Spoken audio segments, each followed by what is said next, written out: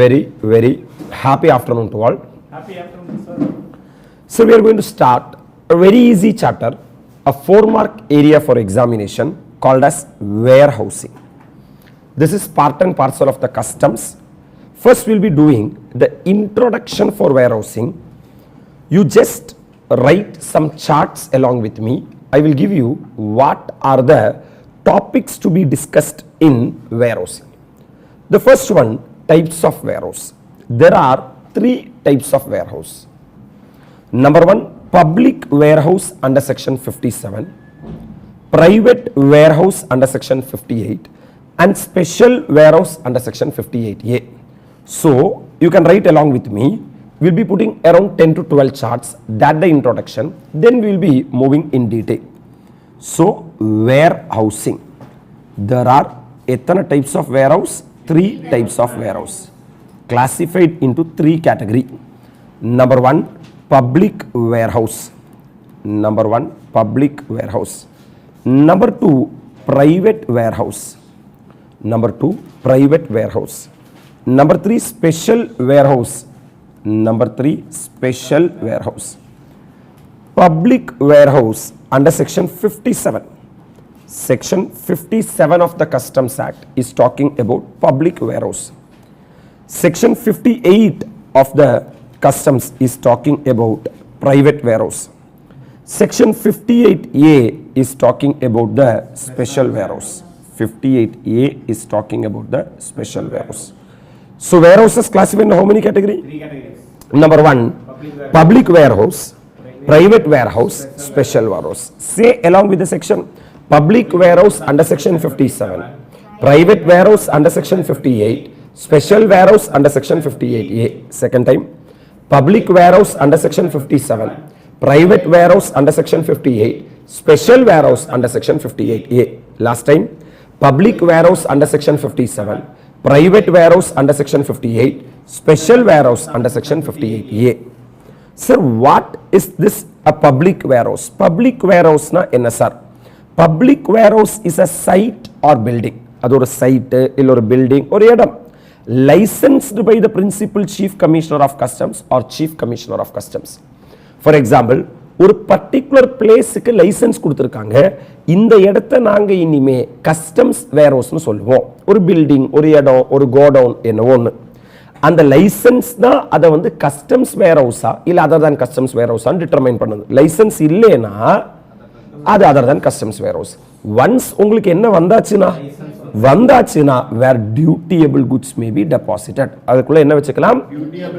Dutiable goods may be deposited. So I may be an importer. I may import the goods from outside India to India, and I don't want to use that goods inside India as a home consumption. So அப்ப நான் என்ன பண்ணுவேன்னா, my intention may be transshipment. அப்ப நான் கொஞ்ச நாளைக்கு அந்த goods-ஐ சேஃபான கஸ்டடியில் எடுத்து வைக்கணும்னு ஆசைப்படுவேன். அப்ப section 57 is a place licensed by the chief commissioner of customs or principal chief commissioner of customs. Commissioner of customs or chief commissioner of customs. Then you can deposit the dutiable goods in that warehouse. Sir, what do you mean by private warehouse under section 58? That's the next one.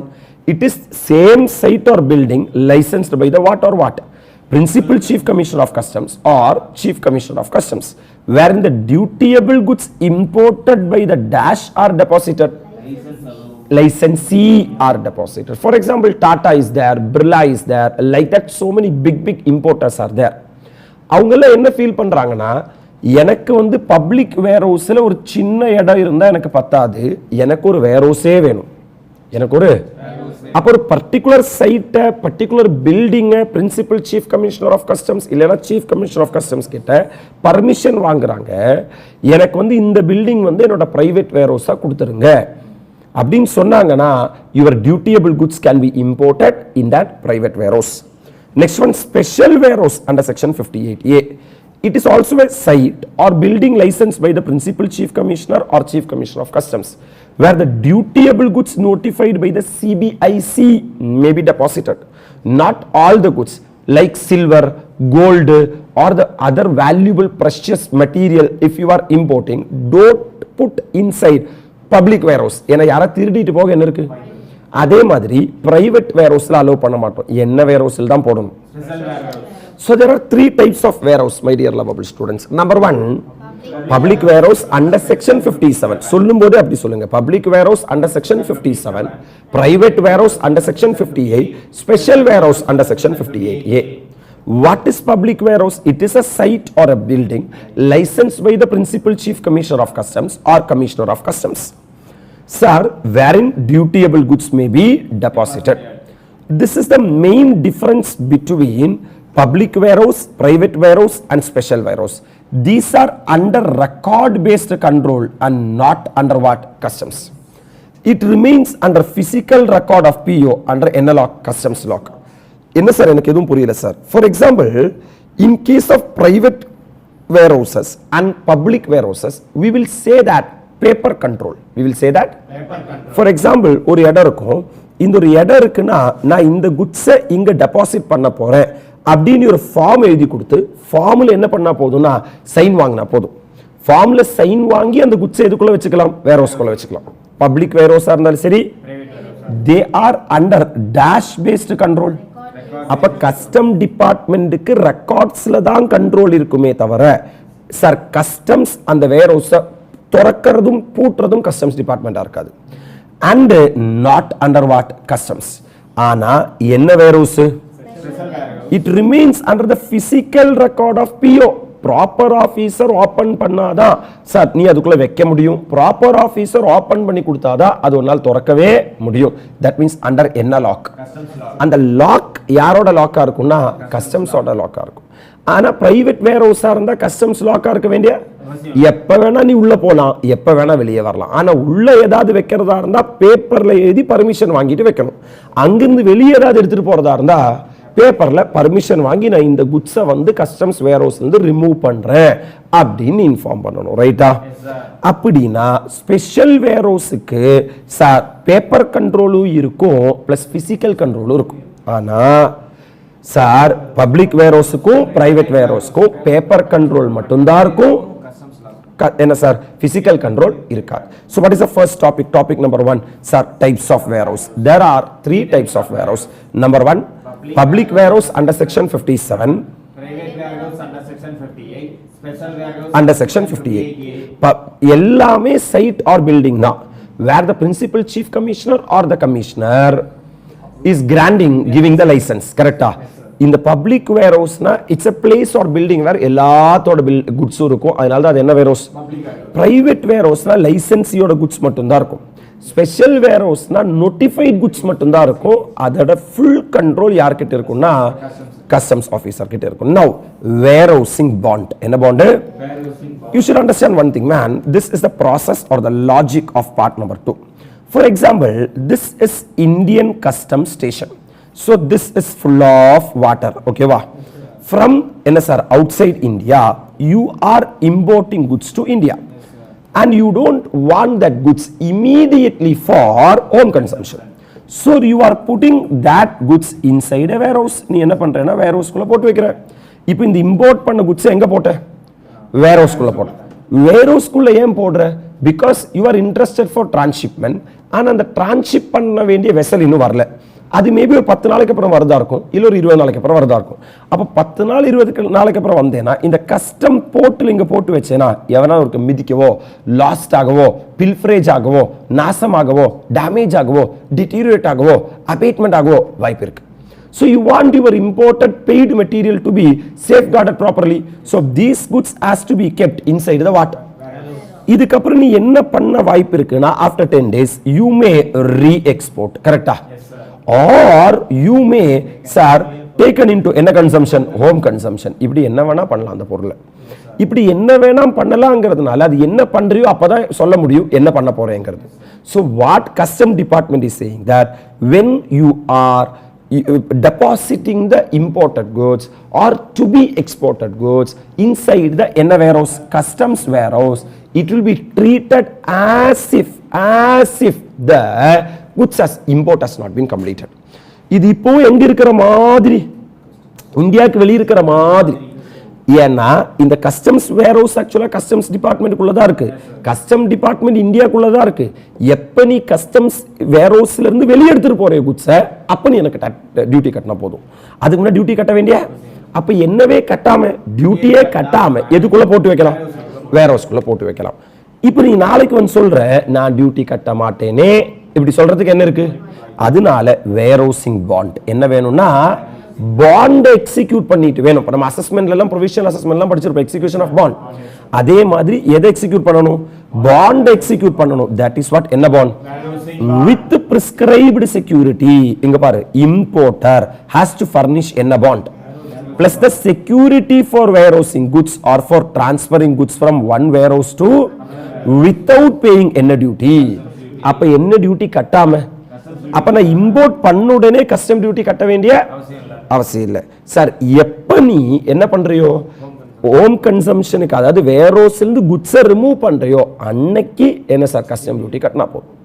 அப்ப நீ என்னவே கட்டாம டியூட்டியே கட்டாம குட்ஸை எங்க போட்டு வைக்கலாம்? வேர் ஹவுஸ்க்குள்ள போட்டு வைக்கலாம். பட் அப்படி போட்டதுக்கு அப்புறம் நாளைக்கு அந்த குட்ஸ் டியூட்டியபிள் ஆச்சுன்னா சார் நாளைக்கு நான் டியூட்டி கட்ட மாட்டேன்னு சொல்றதுக்கு என்ன இருக்கு? அப்ப in order to safeguard the interest of the revenue, what department is asking that sir raise the என்ன bond? Warehousing bond plus provide us the security. Sir, what is the amount of bond? There are two type of bond. One is called as consignment bond, general bond. So consignment bond and general. One is consignment bond, other is general bond. One is என்ன? Generally what consignment bond enna thrice the amount of the என்ன assessed?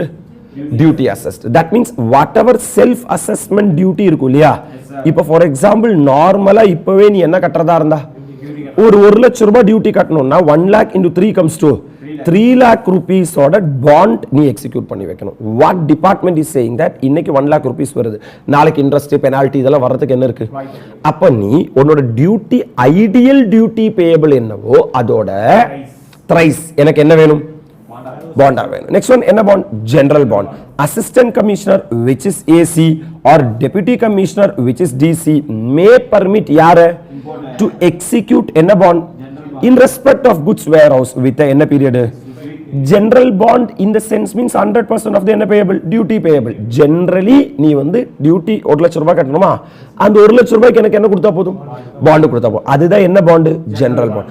இது எப்பவும் கிடையாது. AC or DC may permit importer to என்ன execute in respect of goods warehouse within a that means my dear lovable students, hello, generally consignment bond is thrice the amount of an assessed duty assessed. You are saying that sir என்னால 3 மடங்கு bond execute பண்ற அளவுக்கு நான் வசதி இல்ல sir, தயவு செஞ்சு புரிஞ்சுக்குங்க சார், என்னோட கேஸ் ரொம்ப ஜெனுவின் சார்னா AC or DC பர்மிட் பண்றதா இருந்தா you can execute என்ன bond? General bond which is எத்தனை percentage? 100%. அது ஆக்சுவலா 100% சொல்லல, ஆனா 100% தான் என்ன bond? General bond. Okay right. There are 3 types of warehouse. Number 1, public warehouse under section 57, private warehouse under section 58, special warehouse under section. Both public warehouse க்கும் private warehouse க்கும் என்ன கண்ட்ரோல் தான் இருக்கு? என்ன கண்ட்ரோல் இல்ல? பிசிக்கல் கண்ட்ரோல் இல்ல, custom department. That means அதோட பூட்டு சாவி யார் வச்சிருக்க மாட்டா? கஸ்டம்ஸ் டிபார்ட்மெண்ட் வச்சிருக்க மாட்டா. ஆனா அதுக்குள்ள ஏதாவது ஒரு குட்ஸ் போகணும்னாலோ அதுக்குள்ள குட்ஸ் வெளியே வரணும்னாலோ நீ பேப்பர்ல பர்மிஷன் வாங்கி பிஓ கிட்ட சப்மிட் பண்ணி பிஓ ஓகேன்னு சொன்னாதான் குட்ஸ் உள்ள போகும், குட்ஸ் வெளியே வரும். கிளியர்? ஸ்பெஷல் வேர் ஹவுஸ்க்குள்ள எந்த மாதிரி பொருளை போடுவேன்? நோட்டிஃபைட் குட்ஸ் போடுவேன். Example of notified goods like jewellery, silver, all those high value items, diamonds etcetera. ஓகேவா? இதோட என்னவும் பேப்பர் கண்ட்ரோலும் பிசிக்கல் கண்ட்ரோலும் ரெண்டுமே யாரு தான் வச்சிருப்பா? Okay man, next sir, what is the concept of customs warehouse? If an importer is importing goods, is he liable to pay the duty and deposit in warehouse or without payment of duty? Without payment of duty. But what is required? Bond, warehousing bond plus security is required. Correct? Yes sir. Yes sir. What is the bond required? There are 2 types of bond: consignment bond, general bond. Consignment bond is 3 times of the duty payable. General bond, after getting the permission from the AC or DC, that general bond can also be executed. Now very important, a 4-mark question. Period for which goods may remain in the warehouse. நீ ஒரு இம்போர்ட்டரா? நீ இந்தியாக்கு வெளிய இருந்து goods import பண்ணியா? டியூட்டியே கட்டாம எங்க போட்ட? வேர் ஹவுஸ்க்குள்ள போட்டு எத்தனை காலம் அந்த குட்ஸ் வேர் ஹவுஸ்க்குள்ள இருக்கலாம்? Question arises. கரெக்டா? goods for use in any warehouse where manufacture or other operations are permitted under NFI. Listen, sir, what do you mean by warehouse? This understanding is very important. This is outside India va? Outside India நீ goods import பண்ணி எடுத்துட்டு வந்துட்டியா? Outside India goods நீ import பண்ணி எடுத்துட்டு வந்துட்டு, hello sir, I am asking what is the purpose of import? You are saying that you imported into India for the purpose of re-export. For the purpose of re-export. I asked, are you going to re-export whatever you have imported? You are saying that no. Then I asked that what you are going to do with that material what you have imported? You said that you are going to manufacture. You are going to Manufacture. So I am an importer. For example, I am an Tata. Are you all really with me? Tata is importing 1,000 crores of raw material. And from the Indian custom station, he has to bring those raw material to Rajasthan factory. Are you all really with me? Rajasthan factory. Sir, Rajasthan is having a this much big factory, my dear lovable students. In this factory, he will be completing the manufacturing, correct? After manufacturing from in a factory, Rajasthan factory, he will take back those finished goods to the Indian custom station. Rajasthan, maybe harbor may be there, harbor may not be there. Assume a situation where harbor is not there. Harbor is not there. So nearby NSR, some state, they would have imported the goods. And from there, they would have transported the goods to the Rajasthan factory. And they would have completed the manufacturing. And they would have re-transported to the customs house or custom station, correct? For the purpose of what? Re-export. Re-export or export. Are you all really with me? Yes, sir. Now you just think how much transportation cost is they are incurring. Lot of transportation cost because unnecessarily cost of export increases. Because தேவையில்லாம இப்ப import பண்ணி அங்கிருந்து என்ன எடுத்துட்டு வந்து ஃபேக்டரிக்கு எடுத்துட்டு வந்து என்ன பண்ணி manufacture பண்ணி திருப்பி எங்க எடுத்துட்டு போய். So what government of India is saying that we are having three type of warehouses. Number one, public warehouse under section 57, private warehouse under section 58, special warehouse under section 58A. You take a private warehouse. You take a private warehouse la யாரோட goods மட்டும் தான் போட முடியும். Licensee ஓட goods. That means Tata ஓட goods மட்டும் தான் private warehouse ல போட முடியும். Private warehouse. Warehouse னா எதுக்கு? Store பண்ணி வைக்கிறதுக்கு. Like that you should not think. That only not the purpose of warehouse in the customs. Inside the warehouse you can even manufacture also. You can even that means instead of set up the manufacturing unit in the Rajasthan, you set up the manufacturing there itself. Customs, nearby customs. Import, manufacture, export. That's it, game over. Are you all really with me? So, இப்ப பாரு, goods for use in any in-house warehouse where dash or dash manufacturer. This other operation means assembling, my dear lovable students. Generally, other operation mean பண்றவங்க இது assembling are permitted under section NFI. That means I have dash the goods, imported the goods. Those goods section 65 tick விழுந்திருக்கு. Section 65 is allowing manufacture. Allowing what? Manufacture. நீ capital goods import பண்ணலாம் இல்ல other goods import பண்ணலாம். நீ capital goodsனா plant and machinery import பண்ணிருக்க, கரெக்ட்டா? நீ சொல்லு பார்க்கலாம், manufacturing எல்லாம் டான் இந்த டைம்ல manufacture பண்ண முடியும்னு சொல்ல முடியுமா இல்ல டைம் எடுக்குமா? அதனால till the clearance of such goods from warehouse, எப்ப நீ அத manufacture பண்ணி முடிச்சு என்ன பண்றியோ? கிளியர் பண்றியோ அது வரைக்கும் நீ எதுக்குள்ள வச்சுக்கலாம்? warehouse குள்ள வச்சுக்கலாம். நாங்க வந்து அதை எடுத்துட்டு போ நாங்க வந்து உயிர் எடுக்க மாட்டோம். இப்போ other goods means என்ன material? Raw material. That's it. Till the consumption. ஏன்னா raw material தான் நான் consume பண்ணுவேன். Or clearance of such goods from the NSR warehouse. Either அதை consume பண்ற வரைக்கும் இல்ல warehouseல இருந்து clear பண்ற வரைக்கும் நீ வச்சுக்கலாம். That means what they are trying to say. If it is permissible under section NFI 65, time limit will not be applicable. Till you consume, till you clear, you can keep inside the goods other than one above. Goods other than one above means I have dashed the goods for which the manufacturer under section 65 is not allowed, then till the expiry of எத்தனை year? Maximum எத்தனை வருஷம் தான் உள்ள போட்டு வைக்க முடியும்? From the date of order permitting deposit of goods in the warehouse. Clarity? So the imported goods can be classified into how many category? 2 category. Imported goods can be classified into 2 category. Correct? Number 1, sir, warehousing allowed, sorry, manufacturing allowed, manufacturing not allowed. Manufacturing allowed, manufacturing not allowed. ஒத்துக்கிறியா? Manufacturing என்னவா இருந்தா? Goods classified into 2 category. Correct? Number 1, capital goods other than capital goods. Capital goods other than capital goods. Capital goods are இருந்தா till the clearance மட்டும்தான் இருக்கு, consumption இல்ல. till the clearance, கரெக்டா? till the clearance. இதே other than என்னவா இருந்தா? capital goods ஆ இருந்தா till the consumption, till the clearance or consumption or clearance, till the consumption or clearance. But manufacturing not allowed ஆ இருந்தா 1 year from the end of the financial year la illa 1 year from the date of order. Date of order enadhu? From the date of order. Date of order. What order? Order permitting to NSR deposit in the warehouse. From the date of order permitting to deposit in the warehouse. In the warehouse. Clear? Yes, sir. Yes, sir. That's it with regard to the time limit. So what and all we completed was number 1, types of warehouse. There are 3 types of warehouse. Public warehouse under section 57, private warehouse under section 58, special warehouse under section 58A. Clear? Yes, sir. Sir, public warehouse na எல்லாரோட goods ஒரு இடத்துல வச்சுக்கலாம். அதுக்கு வந்து என்ன control மட்டும்தான் custom department, paper control என்ன இல்ல. பிரைவேட் வேர்ஹவுஸ்னா 58 ஒன்னோட குட்ஸ் மட்டும் தான் வைக்க முடியும். யார் லைசென்ஸ் வாங்கியிருக்காங்களோ அவங்களோட குட்ஸ் மட்டும் தான் வைக்க முடியும். அதுல சார் என்ன கண்ட்ரோல் மட்டும் தான் இருக்கு, என்ன இல்ல. ஆனா ஸ்பெஷல் வேர்ஹவுஸ்னா நோட்டிஃபைட் குட்ஸ் வச்சுக்கலாம். அதுல என்ன கண்ட்ரோல் இருக்கு, என்ன கண்ட்ரோல் இருக்கு. ஆக்சுவலா வேர்ஹவுஸ்க்குள்ள குட்ஸ் வைக்கும்போது நீ வந்து டியூட்டி கட்ட வேண்டிய அவசியம் இல்ல. that means there are 2 types, but you have to execute a bond called as warehousing bond plus prescribed security. Sir, what is the amount of bond? Questionnaire is there are 2 types of bond are there. Number 1, consignment bond, and consignment bond is thrice the amount of the duty assessed. General bond, after getting the prior permission from the assistant commissioner or deputy commissioner, may permit the importer to execute in a bond. General bond in respect of goods warehouse within a specified period.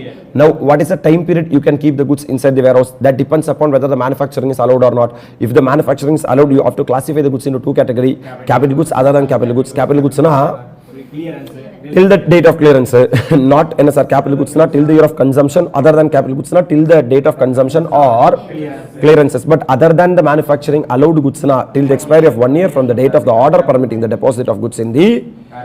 Now interest on any goods, warehouse goods. Very important point. Another 4 mark area. Capital goods and other goods for use in any warehouse where manufacture or other operations are permitted under section what? 65. That means I imported a product, man. I imported a product and I kept that goods inside the what? That capital goods or other than capital goods I am going to use it for manufacturing. Under section 65, then no interest is payable. No interest is. That means with the help of that capital goods or with the help of that raw material, you are going to manufacture finished goods. And you are going to what it? Export it. That means, sir, we are going to get the foreign currency. We are very happy. You export more and more and more. We will be the most happiest person. Nee interest pay panna vendiya.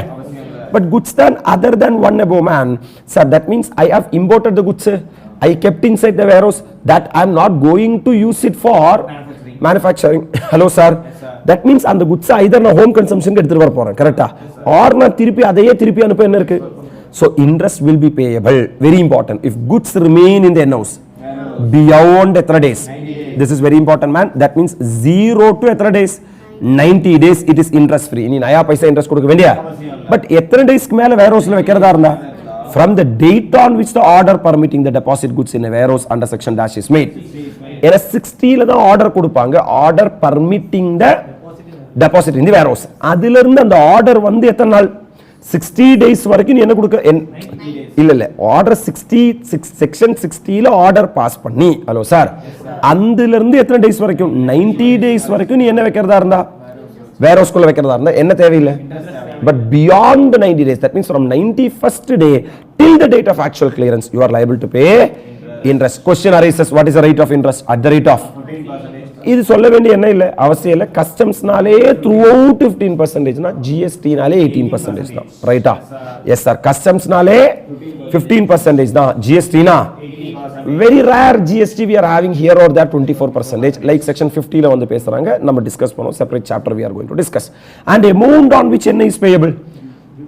Interest is payable. எந்த அமௌண்ட்டுக்கு மேல கண்டிப்பா இப்ப interest calculate பண்ணனும்னா principal into rate of interest into time இப்படி தான் calculate பண்ணுவோம் இல்லையா? Duty payable at the time of end of goods. நீ அந்த குட்ஸ் என்ன பண்ணும்போது கிளியர் பண்ணும்போது டியூட்டி பேயபிள் இப்போ எத்தனை lakhs 1 lakhsனா 1 lakhs இன்டு எத்தனை percent 15%. from 91st day because 90 days வரைக்கும் என்ன தேவையில்லை. So period for which the interest is payable from the expiry of எத்தனை days 90 days till the date of payment of duty on the என்ன goods from 91st day ல இருந்து நீ interest pay பண்ணணும். That means what is the my dear lovable students very important discussion. interest pay பண்ணணுமா? if any goods க்கு என்ன allow பண்ணாங்கனா manufacturing under section 65 allow பண்ணாங்கனா interest pay பண்ண வேண்டிய. இங்க பாரு other goods இருக்குல்ல, other goods க்கு நீ வந்து section 60 ல என்ன கிடைச்சு ஆர்டர் கிடைச்சு 90 டேஸ்க்குள்ள நீ ரிமூவ் பண்றதா இருந்தா அது நீ எக்ஸ்போர்ட் பண்ணலாம் இல்ல ஹோம் கன்சம்ப்ஷன் எடுத்துட்டு போலாம். ரிமூவ் பண்றதா இருந்தா இன்ட்ரெஸ்ட் பே பண்ண வேண்டிய. இப்போ ஒரு ஒன் லைன் சம்மரி சொல்றேன் பாரு, ரொம்ப ரொம்ப முக்கியம் சார், வெரி வெரி இம்பார்ட்டன்ட். இப்போ I have imported certain capital goods or other than capital goods which I am going to manufacture as per section 65. then manufacturing allowed under section என்ன ஃபையா இருந்தா unlimited time நீ warehouse குள்ள வெச்சுக்கலாம், unlimited time நீ warehouse குள்ள வெச்சுக்கலாம் and no need to pay any interest at all. but if the items are manufacturing not allowed under section NFI 65, you can keep the goods in the in-house warehouse. You can keep the goods in the warehouse from the date of order under section 60. 60 ல என்ன pass பண்ணி order pass பண்ணி எத்தனை days 90 days without interest வெச்சுக்கலாம். without from என்ன டே 91st day 1 year வரைக்கும் with interest வெச்சுக்கலாம். are you all really with me? because the maximum time to remove the goods is 1 year. beyond 1 year you can't keep the goods inside the warehouse. hello sir. அப்ப sir அவங்க என்ன சொல்றாங்கன்னா இங்க already நம்ம இந்த 1 year நான் இப்ப இந்த 1 year கூட லிங்க் பண்றேன், உனக்கு புரியுதா? till the expiry of the எத்தனை இயர் அந்த 1 yearல 90 days என்ன இல்ல இன்ட்ரெஸ்ட் இல்ல 91st டேல இருந்து. சார் அப்போ 91st டே ஆனா குட்ஸ கண்டிப்பா எடுத்துட்டு போக சொல்லுவாங்களா? இல்ல, எனக்கு எது வரைக்கும் வெச்சுக்கலாம்? அப்ப 1 year வரைக்கும் 91st டேல இருந்து 1 year வரைக்கும் இன்ட்ரெஸ்ட் கொடுத்து வெச்சுக்கலாம். சார் 1 yearக்கு அப்புறம் என்ன சார் கீழ டிஸ்கஷன் வருவோம் நம்ம. are you really with me? so I have connected. this is a very important 4 mark question, at least is 200 time asked in examination. what are the owners right to deal with the என்ன goods? இப்போ நீ அந்த goods வந்து எதுக்குள்ள போட்டு வச்சிட்ட? warehouse குள்ள போட்டு வச்சிட்ட. என்னென்ன பண்ணலாம் அந்த goods போய் இன்ஸ்பெக்ட் பண்ணி பார்க்கலாம், டெய்லி போய் அடிக்கி பார்க்கலாம். ஓகே 1 2 3 4 5 6 நான் வெச்சது 7 இப்போ 8 இருக்கு, நான் வெச்சது 7 5 தான் இருக்கு, இப்படி நீ என்ன பண்ணிக்கலாம்னா இன்ஸ்பெக்ட் பண்ணலாம். number 2 ensuring goods do not damage or what deteriorated. that means இப்போ goods நீ அடுக்கி வச்சிருக்கேன்னு வெச்சுக்குவேன், goods நீ அடுக்கும்போது ஹலோ சார் எஸ் சார் அது வந்து பூப்பல் பிடிக்குது இல்ல, தண்ணி படுது இல்ல, நனையுது இல்ல, இல்ல வந்து கெட்டு போகுது இல்ல, பாக்ஸ் வந்து என்ன சார் டேமேஜ் ஆகுது இல்ல, இதெல்லாம் வந்து நீ என்ன பண்ணிக்கலாம்னா செக் பண்ணிட்டே இருக்கலாம். ஓகேவா? ஏன்னா பொருள் ஒன்னோட இதுப்பா. நெக்ஸ்ட் ஒன் சார்ட் பண்ணலாம். சார்ட் பண்றேன்னா சார் இந்த குட்ஸ் எல்லாம் எப்படி எடுத்து அடுக்கி வைக்கிறது, பிரிச்சு வச்சுக்கலாம். Right. Then show for what sale. This a general question asked in examination. யாராவது கூட்டு வந்து காட்டிக்கலாம், இந்த பாருப்பா அந்த குட்ஸ் நான் அடுக்கி வச்சிருக்கேன்னு சொல்லலாம்ப்பா, பிடிச்சா வாங்கிப்பாங்க, இல்லைன்னா என்ன சார் அடுத்த ஆள் கூட்டு வந்து காட்டிக்கலாம். ரைட். அப்போ this is the 4 things allowed under section 64. நம்ம வருவோம் owners right to deal with the என்ன goods warehouse goods. number 1 inspect பண்ணிக்கலாம். number 1 number 2 பிரிச்சு வச்சுக்கலாம், பிரிச்சு வச்சுக்கலாம். are you really with me? that is called as what? sort. number sir 3 is show for sale. show for sale. show for what? sale. and next one sir ensuring goods do not damage or deteriorate. so there are 4 things allowed man. நான் சொல்ற மாதிரி சொன்னா ரொம்ப easy man. number 1 inspect. number 1 inspect. number 1 என்ன inspect. so first one அதனால தான் 1 இப்படி காட்டுது inspect. ரெண்டாவது show, ரெண்டு கண்ணுல பாரு, ரெண்டாவது show. ரெண்டாவது show for என்ன sale. மூணாவது வந்து பிரிச்சு வச்சுக்கலாம், சார்ட் பண்ணி வச்சுக்கலாம். Right. So third one. Fourth one DABCD damage or deterioration இல்லாம பார்த்துக்கலாம். These are the 4 things allowed on the warehouse goods. ஒத்துக்கிற நீ? நவ் இப்போ நீ வந்து warehouse குள்ள manufacture பண்ண வாய்ப்பு இருக்கா? அப்படி manufacture பண்ணும்போது waste generate ஆகுமா? so treatment of waste in the manufacturing or other operations in relation to என்ன goods? அப்ப நீ வந்து warehouse குள்ள வந்து என்ன பண்ற? manufacture பண்ற. அப்படி என்ன பண்ணும்போது அதுக்குள்ள வந்து என்ன ஜெனரேட் ஆகுது? if whole or part of the goods result from such operations are what? exported. that means இப்போ அந்த manufacture பண்ண full goods இருக்குல்ல, அதுல whole or part of the goods resulting from an operation, such operations, and the manufacturing operation நீ என்ன பண்றேனா import duty to be remitted. import duty to be waste to be either destroyed or duty to be paid. ரொம்ப ரொம்ப ரொம்ப ரொம்ப கரெக்டா புரிஞ்சுக்கோ. நீ நினைக்கிற மாதிரி இல்ல, அழகான டாபிக். என்னன்னா இப்ப நான் வந்து இந்தியாக்கு வெளியில இருந்து குட்ஸ் இந்தியாக்குள்ள இம்போர்ட் பண்ணனா இந்தியாவுக்கு வெளியில இருந்து இந்தியாக்குள்ள குட்ஸ் என்ன பண்ணேன்னா இம்போர்ட் பண்ணிட்டு நான் ஹோம் கன்சம்ஷனுக்கு எடுத்துட்டு போனேன். எங்க போட்டேன்? வேர் ஹவுஸ்ல போட்டேன். வேர் ஹவுஸ்ல போட்டு என்ன பண்ணிட்டேன்? மேனுஃபேக்சர் பண்ணிட்டு எக்ஸ்போர்ட் பண்ணிட்டேன். மேனுஃபேக்சர் பண்ணிட்டு ஆக்சுவலா இப்ப நான் இம்போர்ட் பண்ணிருக்கேன். இம்போர்ட் பண்ண as per section 14 of the customs நான் வந்து இம்போர்ட் டியூட்டி கட்டணும். ஆனா நான் எங்க போடும்போது வேர் ஹவுஸ்ல போடும்போது கஸ்டம் டியூட்டி கட்ட வேண்டிய நான் இங்கிருந்து ஹோம் கன்சம்ஷனுக்கு எடுத்துட்டு போனாதான் என்ன கட்டணும்? கஸ்டம் டியூட்டி கட்டணும். ஆனா நான் ஹோம் கன்சம்ஷனுக்கு எடுத்துட்டு போக என்ன பண்ணிருக்கேன் அப்படின்னா இந்த இம்போர்ட்டுக்கு நீ டியூட்டியே கட்ட வேண்டிய அதுதான் import duty to B remitted. அந்த இம்போர்ட் டியூட்டி கட்டவே வேண்டாம். ஹலோ சார், அப்ப என்னவே கட்டாம இம்போர்ட் டியூட்டியே கட்டாம இம்போர்ட் பண்ணி வேர் ஹவுஸ்குள்ள போட்டு மேனுஃபேக்சர் பண்ணி எக்ஸ்போர்ட் பண்ணிக்கலாம். சரி, இப்ப என்ன தொல்லைனா இந்த வேர் ஹவுஸ்குள்ள வேஸ்ட் வந்திருக்கு. Are you really with me? Either அந்த வேஸ்ட்டை கஸ்டம்ஸ் ஆஃபீஸரை கூப்பிட்டு வச்சு கண் முன்னாடி கொளுத்திடணும். சார், நான் இதை வந்து திருப்பி ஹோம் கன்சம்ஷனுக்கு எடுத்துட்டு போறது இல்லை, எக்ஸ்போர்ட்டும் பண்றது இல்லை. அவனுக்கு எக்ஸ்போர்ட் பண்ணா பிரச்சனை இல்லை. ஏன்னா எக்ஸ்போர்ட் பண்ணா ஒரிஜினல் ஐட்டத்துக்கே டியூட்டி வேணாம்னு சொல்லிட்டான். வேஸ்ட் எக்ஸ்போர்ட் பண்ணா என்ன பிரச்சனை? ஆனா நீ டியூட்டி கட்டாம உள்ளுக்குள்ள எடுத்துட்டு போக கூடாது. அப்ப அதனால அவன் கண் முன்னாடியே கொளுத்திடணும். Are dash to be paid, duty to be paid. ஏன்னா வேஸ்ட்டை யாரும் எக்ஸ்போர்ட் பண்ண மாட்டாங்க. வேஸ்ட் அவன் வந்து பைத்தியக்காரன் கிடையாது. இந்தியாவுக்கு வெளியில இருக்கிறவங்க காசு கொடுத்து வாங்குறதுக்கு வேஸ்ட். ஆனா இந்தியாக்குள்ள நீ ஸ்கிராப் எடுத்துட்டு போக என்ன இருக்கு? டியூட்டி கட்டிட்டு என்ன எடுத்துட்டு போய்க்கோ? ஸ்கிராப் எடுத்துட்டு போய்க்கோ. ஸ்கிராப் எடுத்துட்டு போய்க்கோ. சோ அப்ப என்ன sir, what is discussion we are making? நான் குட்ஸை இம்போர்ட் பண்ணேன், வேர் ஹவுஸ்குள்ள மேனுஃபேக்சர் பண்ணேன், திருப்பி அந்த குட்ஸை எக்ஸ்போர்ட் பண்ணேன். நான் அந்த இம்போர்ட் டியூட்டி கட்ட வேண்டிய சாரே என்ன வந்துச்சு? வேஸ்ட் வந்துச்சு. ஐதர் வேஸ்ட்டை கொளுத்திடு. யார் முன்னாடி? கஸ்டம்ஸ் ஆஃபீஸர் முன்னாடி. இல்லைன்னா அந்த வேஸ்ட்டுக்கு that's it. If the whole or part of the goods resulting from such operation are cleared from the warehouse for என்ன consumption? Home consumption. நீ குட்ஸை இந்தியாவுக்கு வெளியிலிருந்து இந்தியாக்குள்ள என்ன பண்ணிட்டு இம்போர்ட் பண்ணிட்டு வேர்ஹவுஸ்குள்ள போட்டுட்டு மேனுஃபேக்சரிங் அண்டர் செக்ஷன் 65 பண்ணிட்டு எங்க எடுத்துட்டு போற? Import duty charge. that's it. அந்த இம்போர்ட் டியூட்டி சார்ஜ்னா டோட்டல் அமௌண்ட்க்கு மேல இம்போர்ட் டியூட்டி வந்துரும். அத டோட்டலுக்கு மேல இம்போர்ட் டியூட்டி வந்தா அதுக்குள்ள வேஸ்ட் இருக்கு. ஃபார் எக்ஸாம்பிள் இப்ப நான் 1000 kg தான் இம்போர்ட் பண்ண, 1000 kg க்கு டோட்டல் என்ன டியூட்டி கட்டியாச்சுனா இது 1000 kg தான் 980 kg 20 kg னு பிரிஞ்சிருக்கும். 980 kg of finished goods and 20 kg of scrap or waste. அப்ப அவன் லெவி பண்றதே எதுக்கு மேல தான்? 1000 kg க்கு மேல தான். அப்படினா வேஸ்ட் ஸ்கிராப் நம்ம பிரிக்க வேண்டிய அவசியம் இல்ல. Total import duty is charged. Are you really with me? That's it, man. This is the heading of treatment of waste in the manufacturing or other operation in relation to any goods. Warehouse goods. அப்ப waste வந்துச்சுனா இந்த மாதிரி deal பண்ணிக்கோ. Next one, removal of goods from the water. Okay, import பண்ணிட்ட goods warehouse குள்ள போட்டு வச்சிட்ட. in case அது வந்து manufacturing allowed ஆன டைம் லிமிட்டே கிடையாது. manufacturing என்ன இல்லனா allowed இல்லனா 1 year வரைக்கும் வெச்சுக்கலாம். 1 year அப்புறம் எடுத்துட்டு போய் தான் ஓகே மேன் என்ன பண்ணனும்னா எப்பெல்லாம் ரிமூவ் பண்ண allowedனா transfer from one warehouse to what?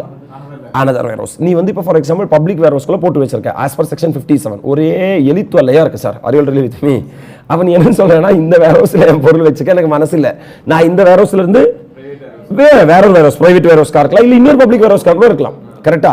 நான் மாத்திக்கிறேன்னா அப்போ ஒரு வேர் ஹவுஸ் கொண்டு வந்து குட்ஸை வெளியில எடுத்துட்டு வரலாம். இந்த சிச்சுவேஷன் நம்ம 1 2 3 இந்த மூணு சிச்சுவேஷன் நம்ம குட்ஸை வெளியில எடுத்துட்டு வர கூடாது. ஏன்னா குட்ஸை வெளியில எடுத்துட்டு அப்படி இந்தியாக்குள்ள ஓடி போயிட்டா உள்ள கொண்டு போறதுக்கு என்ன இருக்கு? வாய்ப்பு இருக்கு. அப்படினா டியூட்டி லாஸ் வரும். அப்போ ஒரு வேர் ஹவுஸ்ல இருந்து இன்னொரு வேர் ஹவுஸ்க்கு ட்ரான்ஸ்ஃபர் பண்றதுக்காக குட்ஸை வெளிய எடுத்துட்டு வரலாம். நம்பர் 2, கிளியரன்ஸ் ஃபார் என்ன கன்சம்ஷன்? ஓகே, உனக்கு செக்ஷன் 47 ஆர்டர் வேணும். Section 47 order is order for home consumption. அப்படி செக்ஷன் 47ல என்ன எழுதுனா ஆர்டர் எழுதுனா ஒரு வேர் ஹவுஸ்க்குள்ள இருந்து குட்ஸை எடுத்துட்டு இந்தியாக்குள்ள எடுத்துட்டு போலாம். ஹலோ சார், ஏன்னா கிளியரன்ஸ் ஃபார் என்ன கன்சம்ஷனா இருந்தா நீ கண்டிப்பா டியூட்டி கட்டுவ. கரெக்ட்டா? அப்ப வேர் ஹவுஸ்க்குள்ள இருந்து வெளிய எடுக்கலாம். Next, clearance for what? இல்லனா எக்ஸ்போர்ட். இந்த மூணே மூணு சர்க்கம்ஸ்டன்ஸ்ல தான் பொருள் என்ன சார் வேர் ஹவுஸ்க்குள்ள இருந்து வெளிய வரும். இல்லாம இருந்தா sir correct way of removal ஆகாது. அதுக்கு நீ பெனால்டி எல்லாம் கட்ட வேண்டியதா இருக்கும். கிளியர்? அப்ப transfer from one warehouse to clearance for and clearance for allowance in respect of என்ன goods? volatile goods. that means இப்போ volatile goods or என்ன loss? natural loss. AC or DC may dash the duty. For example, natural loss sir, நான் வந்து வேர் ஹவுஸ்க்குள்ள வச்சிட்டேன் sir, தண்ணி பக்கம் flood வந்துச்சு sir, மொத்தமா நாசமா போயிடுச்சு சார், ஃபயர் வந்துச்சு சார், நாசமா போயிடுச்சு sir. AC or DC may say that விடுறா, நீ என்ன கட்ட வேண்டிய? டியூட்டி கட்ட வேண்டிய அவசியம். நான் பெட்ரோலியம் ப்ராடக்ட் வந்து இப்போ ஃபார் எக்ஸாம்பிள் நான் வந்து இம்போர்ட் பண்ணேன்னு வச்சுக்குவேன், இவாபரேட் ஆகி நான் வேர் ஹவுஸ்க்குள்ள போட்டு வச்சிருந்தேன். மொத்தம் 10,000 லிட்டர் நான் வந்து என்ன பண்ணிருந்தேன், இம்போர்ட் பண்ணியிருந்தேன். எடுத்து நான் வந்து ரீம்போர்ட்டுக்காக எடுத்து பார்க்கும்போது 2000 லிட்டர் ஆவியா போயிருக்கு. ஏ பாவி, தயவு செஞ்சு என்ன கேட்காத, டியூட்டி கேட்காதேன்னு அவன் சொல்லுவான். விட்றா இது வந்து என்ன சார் நார்மல் லாஸ், அதுக்கு நீ டியூட்டி கட்ட வேண்டிய. That's it. With regard to the chapter, we can say that chapter warehousing 4 marks comes to an end. So revise this, write this 3 times, then we'll be doing more, my dear lovable students.